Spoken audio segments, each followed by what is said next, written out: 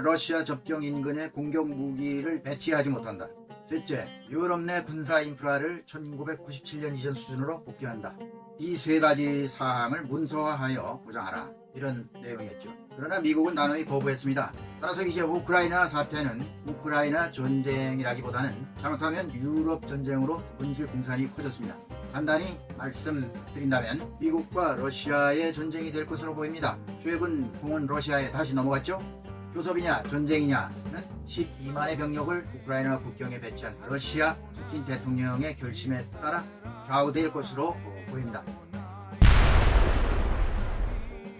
여러분 안녕하십니까. 10만의 병력을 우크라이나 국경지대에 배치한 러시아는 무력 침공을 하려는 쪽으로 방향을 잡은 것이 아닌지 여러분 긴장 속에서 마음이 편하지 않은 분위기입니다.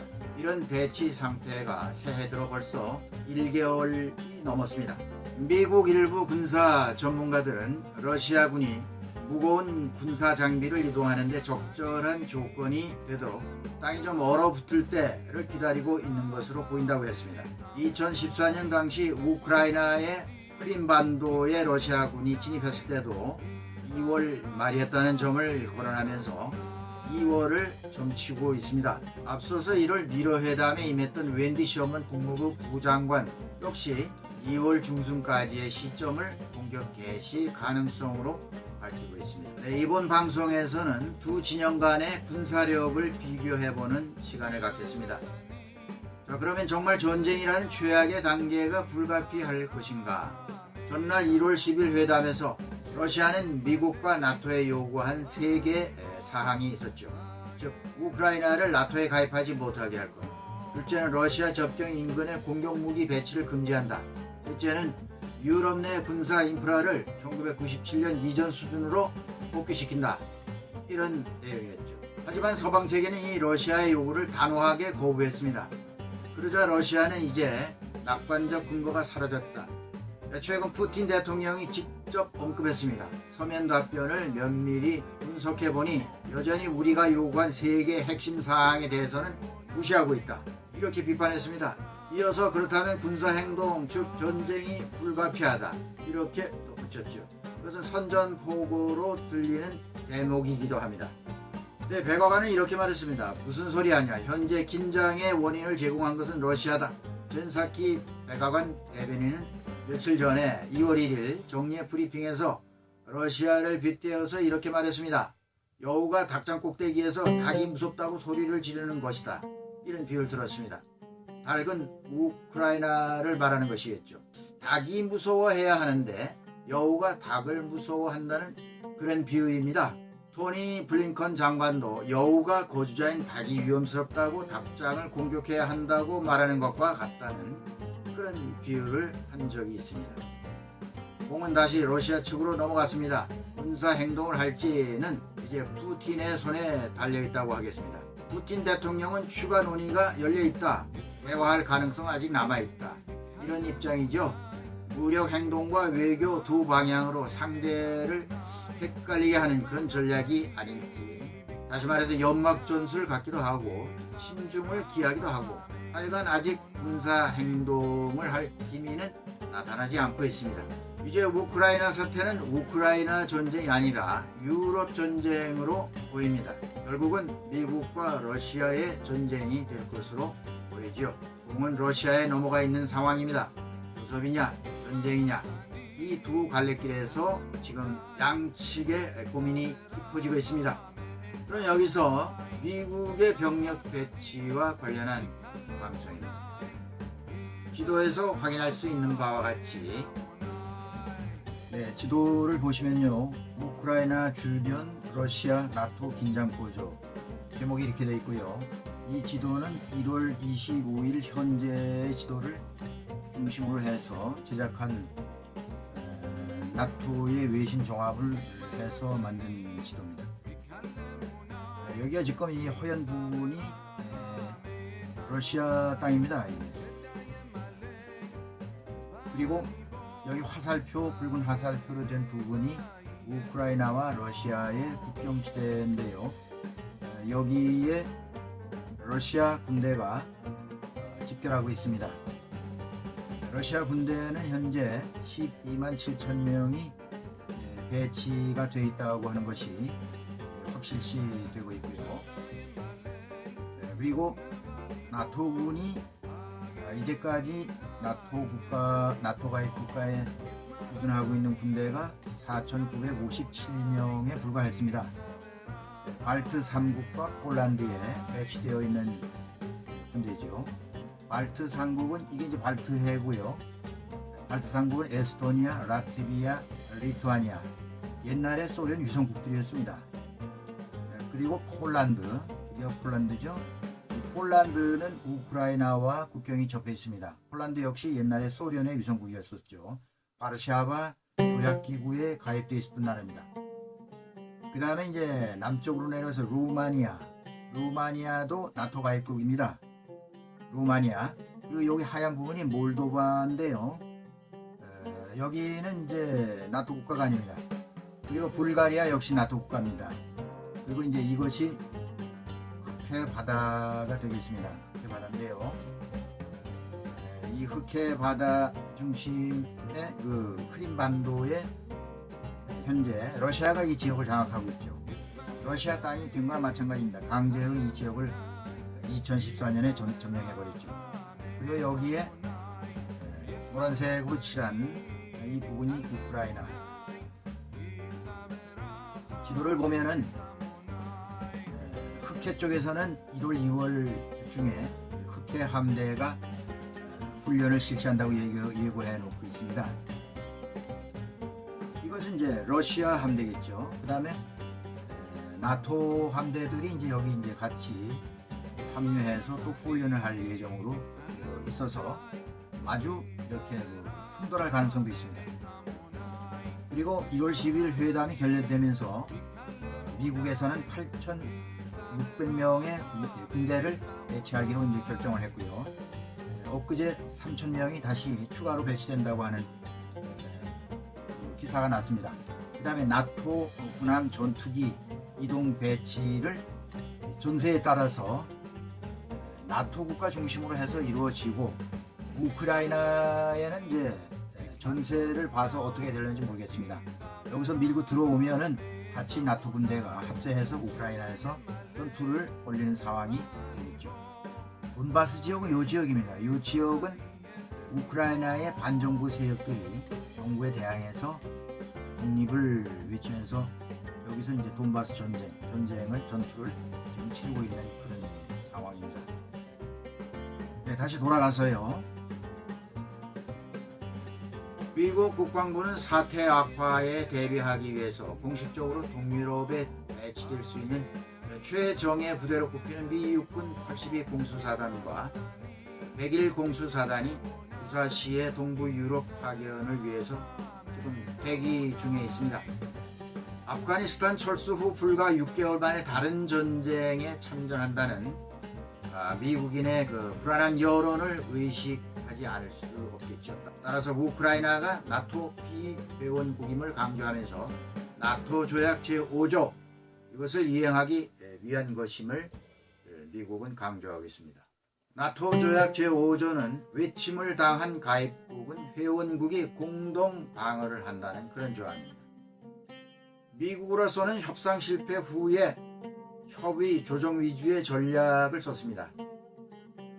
그리고 경제 제재와 군사 전략으로 이렇게 선회한 것으로 판단이 됩니다.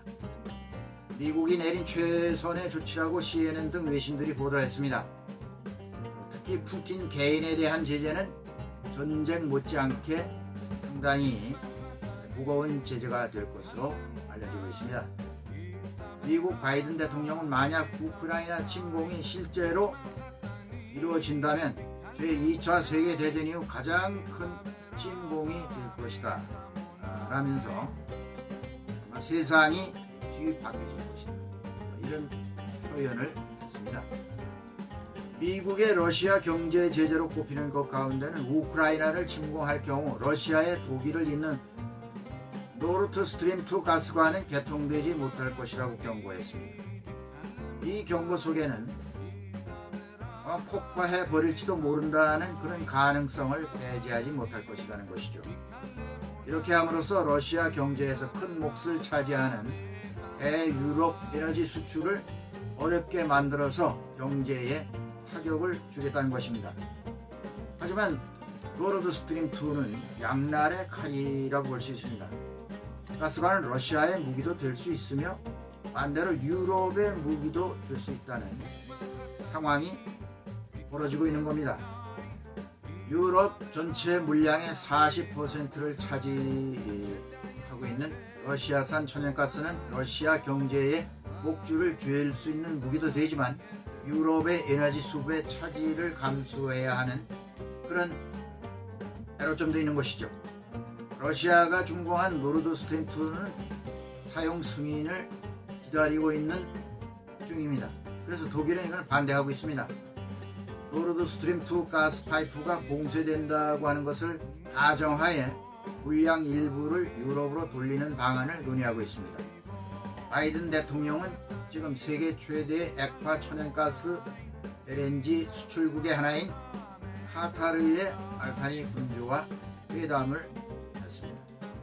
현재 나토는 미 해군 해리 트루만 함 전단의 지휘로 극해 해상 훈련에 들어가 있습니다. 넵튠 스트라이크 22로 명명한 주요 군사훈련에 돌입해서 2월 4일까지 진행될 것이라고 합니다. 지중해 쪽에서는 나토 타격 지원 사령부와 미 육함대, 지중해와 대서양 동부를 담당하는 미 육함대가 지중해 일대에서 작전을 하고 있습니다. 러시아로서는 이번이 우크라이나 침공의 절호의 기회로 포착했다는 분석이 여러 번 나오는데요. 이런 러시아 움직임을 뒷받침해주는 배경이 있습니다. 하나는 현대화된 러시아군이라는 겁니다. 여기서 러시아 군사력을 잠시 짚어보겠습니다. 10년 전만 해도 핵무기를 빼고는 별로 신통치 않았던 러시아군의 체계가 현재 몰라보게 현대화되었다는 것이죠. 군사 전문가들의 평으로는 러시아군은 현재 정밀 유도무기, 개선된 명령체계, 보급이 충분한 직업군인 등으로 탈바꿈되어 있다는 겁니다. 러시아는 모병제에서 지원병제로 바꿨습니다.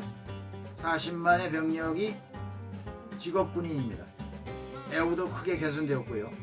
장교 봉급이 중위의 경우 평균 임금이 월 1,000달러, 어림잡아 한 120만원 정도 되는데요. 군인들에게 주택 보조 비용 등등 해서 이런 복지 비용으로서 15억 달러를 지출하고 있는 것으로 밝혀졌습니다. 작전 개념에는 동시다발 압박이라는 크로스 도메인 포션 개념을 활용하고 있습니다. 다시 말해서 군사력을 과시함으로써 위협과 압박 수단으로 외교의 우위를 일단 점하고 사이버 공격, 선전과 결합시켜서 정치적 목적도 달성해 간다는 그런 개념입니다. 쉽게 말하면 총 한 방 쏘지 않고 군사 정치적 우위를 점하는 전법, 즉 복합적 전략이 지금 우크라이나에 적용되고 있다는 것으로 입증되고 있습니다. 이것은 이른바 하이브리드 전쟁이라고도 합니다. 수도 키예프 코앞에서 집중적으로 군사력을 배치해가지고 위협적인 군사 훈련을 보여주고 공격 준비를 할 것처럼 경고하는 그런 방법이죠. 또 해커들이 우크라이나 정부 웹사이트 여러 곳을 공격해서 문자를 남깁니다. 최악의 상황이 벌어진다.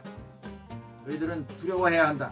이런 공포스러운 메시지를 올려서 공포심과 전쟁의 혼란을 부추깁니다. 사이버 공격, 외교, 군사훈련 모두 동시다발적으로 압박 개념의 전략 전술을 구사하고 있는 것이죠. 러시아는 이런 현대화된 군사 체제를 기반으로 해서 크림반도를 점령하고 시리아 내전에 개입하고 아르메니아와 아제르바이잔 사이에 평화 유지군을 파견하고 얼마 전에 카자흐스탄 친러 지도자를 지원하는 등 푸틴 외교 정책에 있어서 핵심 수단으로 활용되고 있는 겁니다. 그러니까 무력 외에 부수적으로 복합적으로 전략 전술을 구사하는 것. 러시아 안보 분석가 파벨 루진은 러시아가 군대 기동력과 훈련 수준, 장비가 높은 수준에 도달하지 못했다면 지금처럼 우크라이나와 서방을 압박하지는 못한다는 겁니다. 영국 국제전략문제연구소에 따르면 러시아는 육군, 해군, 공군, 전략미사일, 공수부대 등 5군의 체제에 90만 병력을 보유하고 있다고 합니다. 미국 다음이고 현대화된 러시아 군대의 탈바꿈은 푸틴의 치적이기도 합니다. 그리고 지금까지 총 한 방 쏘지 않고도 바이든 행정부로 하여금 다른 외교 정책을 제쳐두고 지금 러시아의 주장에 귀를 기울이도록 만들고 있다는 분석입니다. 러시아에서 푸틴 리더십은 구소련처럼 세계의 주도권을 되찾는 길입니다. 이것을 위해서는 서방을 능가하는 현대화된 군사력밖에는 없다. 이것을 확신했다고 하죠. 2018년 시정연설에서 푸틴은 음속 20배에 달하는 새 핵무기를 공개하면서 그와 같은 대외 정책 입장을 공표했습니다. 푸틴은 당시 아무도 우리에게 귀를 기울이지 않았지만 지금은 우리 말을 듣는다라고 호언장담했습니다. 우크라이나 접경지에는 러시아의 T-72B3 탱크가 있습니다. 이 신형 탱크는 열추적 시스템을 보유해서 야간 전투 능력을 갖췄다고 합니다. 다른 탱크 사거리의 2배가 넘는 유도 미사일이 장착되어 있고요. 또 흑해의 함정, 잠수함에는 칼리브르 순항 미사일이 장착되어 있습니다. 이스칸데르 로켓, 우크라이나는 어디든지 공격할 수 있다고 합니다. 이 장거리 정밀 유도 무기인 칼리브르 순항 미사일, 이것은 2015년 시리아 내전 때 카스피해에서 발사를 했는데 미사일이 날라 시리아의 표적을 정확하게 공격해서 서방을 놀라게 한 적이 있습니다. 러시아 공군은 최첨단 전투기인 Su-35 S기종을 포함해서 1000대 이상의 신형 전투기를 배치하고 있습니다. 지난번 벨라루스 폴란드 국경에서 중동 이민자 월경 문제가 불거졌을 때 벨라루스 영공을 순항했던 바로 그 기종입니다. 2020년 러시아 수송기는 중무장한 러시아 평화유지군 2,000명을 코카서스 남부 지방으로 1시간 안에 파견했다고 합니다. 러시아 병력은 지상군 지휘관 전원, 공군 조종사의 92%, 해군의 66%가 전투 경험이 있으며 정밀 무기를 사용할 수 있고 대규모의 작전 능력과 정보 능력이 있다고 밝히고 있습니다. 이 같은 전술과 무기, 전투 능력을 발전시킬 수 있었던 실험장은 바로 시리아 전쟁이라고 볼 수 있죠. 이 시리아 전쟁에서 러시아군은 많은 경험을 터득합니다. 하지만 러시아가 취약한 점이 있습니다. 국방력이 무기로만 결정이 되는 것은 아니지 않습니까? 국방 예산이 국내 총생산 GDP에서 차지하는 비율이 대부분의 유럽 국가보다 높아서 다른 분야인 민간 경제, 첨단 기술 제조, 기업의 연구 개발 투자 이런 면에서 상당히 취약합니다.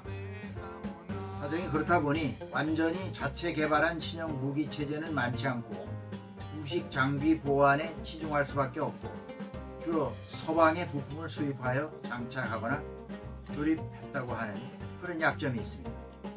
하지만 러시아의 현대전 적응력이 상당히 뛰어난다는 점은 분명합니다. 분쟁을 겪으면서 학습하는 능력, 실전에서 익힌 경험이 많기 때문이죠. 이런 부분은 서방을 앞지르는 수준이라고 합니다. 적의 통신을 방해하는 것이라든지 드론의 요격 등 전자전 능력도 상당히 뛰어난 것으로 평가되고 있습니다.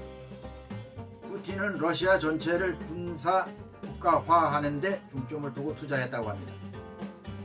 일단 푸틴이 우크라이나를 침공하기로 마음을 먹었다면 서방으로서는 막을 방법이 없게 만들 것이라는 것이 분석가들의 의견입니다.